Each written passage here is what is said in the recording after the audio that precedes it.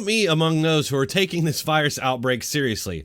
My family and I have been in our bunker for the last 2 weeks, and we're going to stay there until the all clear is given. However, that doesn't mean that I don't think the media is hyping and trying to make political gains off this crisis. Lately, I've been seeing a lot of deception on Twitter with people showing pictures from movies and presenting them as if they came from hospitals in America. Yes, really.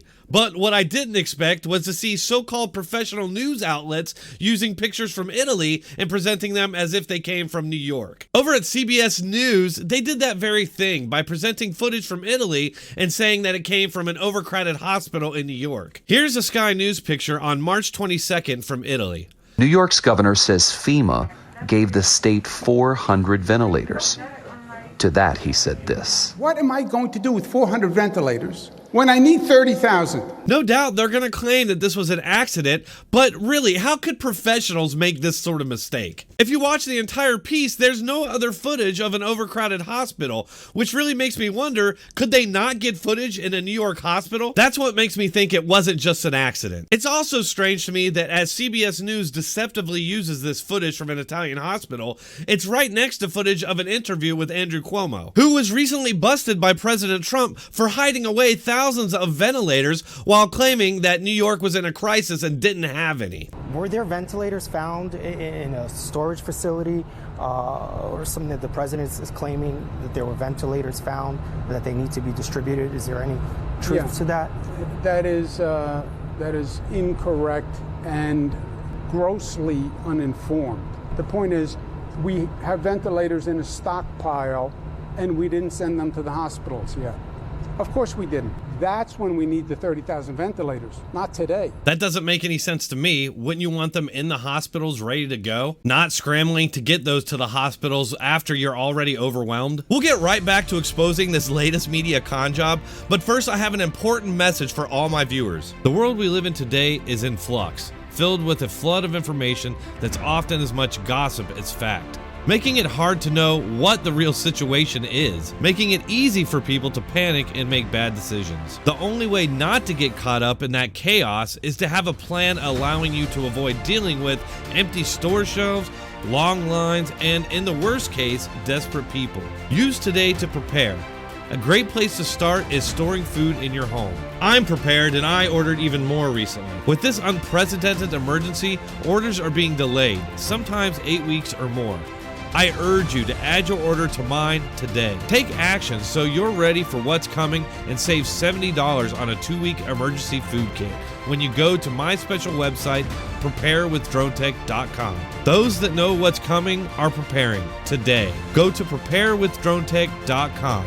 That's preparewithdronetek.com. Funny that the media isn't touting that footage, but that's because they're complicit in whatever this ruse is that they're trying to put on. Check out this footage from a New York City neighborhood where stations for testing are completely vacant. They've been telling us on the news, and the Democrat leaders have been telling us that the hospitals here in New York City have been turned into war zones.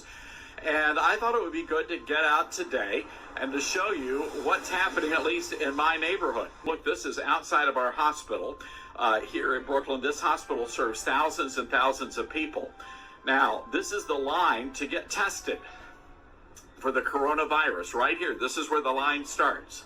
And folks, I'm here to tell you, at this very moment, not a single person is in line waiting to get tested. You would think that a city that's being overrun with this virus to have huge lines for testing, but instead it's completely empty. Maybe their deceptions have something to do with this data from Dr. Ned Nikolov. This is an insightful comparison between cumulative hospitalizations during previous normal flu seasons and the current number of hospitalized COVID-19 patients. So basically, according to this data, the hospitals aren't being overwhelmed, at least not yet.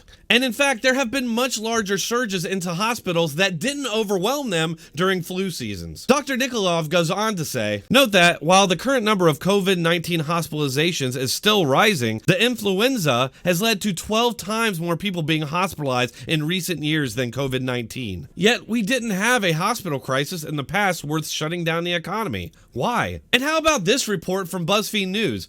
Some nurse breaks into a refrigerated truck to take a picture of body bags, which ends up as propaganda on BuzzFeed. Considering about 440 people die in New York every day, this just comes across to me as utterly dishonest. From the article, I took it to show to people, said the emergency room nurse. It is the ghastly reality of what we deal with and where some of us have ended up already. He asked that neither he nor his hospital be identified for fear of repercussions. That's because breaking into a refrigerated trailer and taking pictures of body bags is highly unethical. BuzzFeed News altered the image to blur the names of the deceased. Oh, you got that? BuzzFeed blurred the names, so that makes it okay. This ghastly reality that the nurse talks about is a reality with or without COVID-19. Maybe I'm crazy, but that doesn't look like a huge amount of body bags, especially not for the amount of people that are infected in that city. It's this kind of clearly deceitful reporting that makes me question what I can believe in all of this.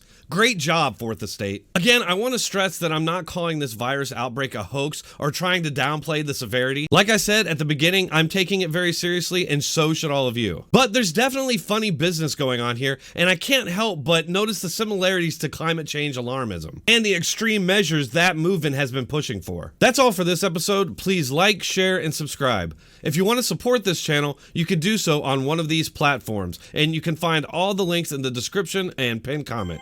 Thanks for watching. Keep coming back.